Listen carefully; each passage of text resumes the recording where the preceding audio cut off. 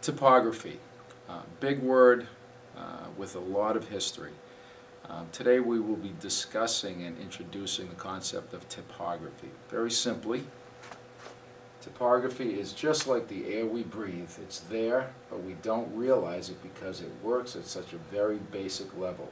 But what people often don't realize is that typography has a way of evoking an emotional reaction, often at the subconscious level.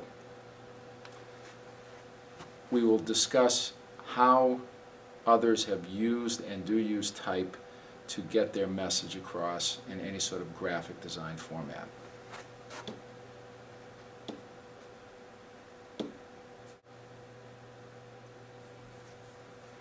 Some of the terminology used in typography is important to understand as we get into letter design. X-height.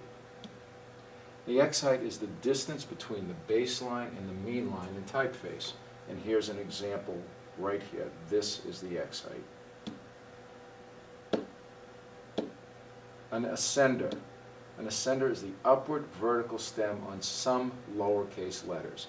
It is the part of the letter that extends above the X-height. And we can see that right here in the letter H. Descenders, the portion of some lowercase letters that extends or descends below the baseline or X-height. And here's an example here on the letter P.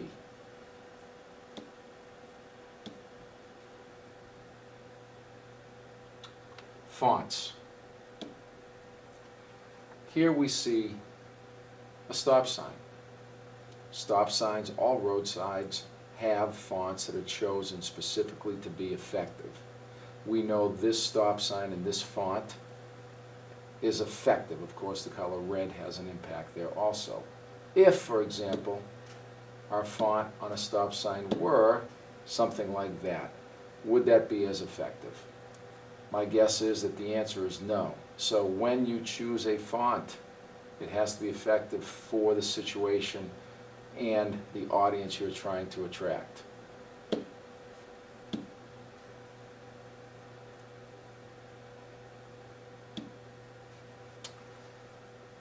Last presidential election, John McCain had a certain logo with a font. It was an Optima bold font.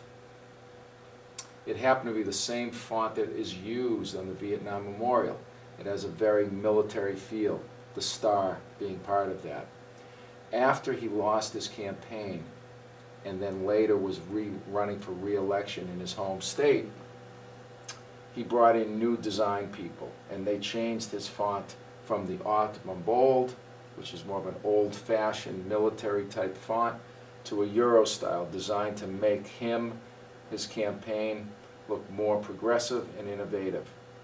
So even though we think of politicians as having platforms and stands on certain issues, the fonts that they use project to voters what type of administration they might lead. The first type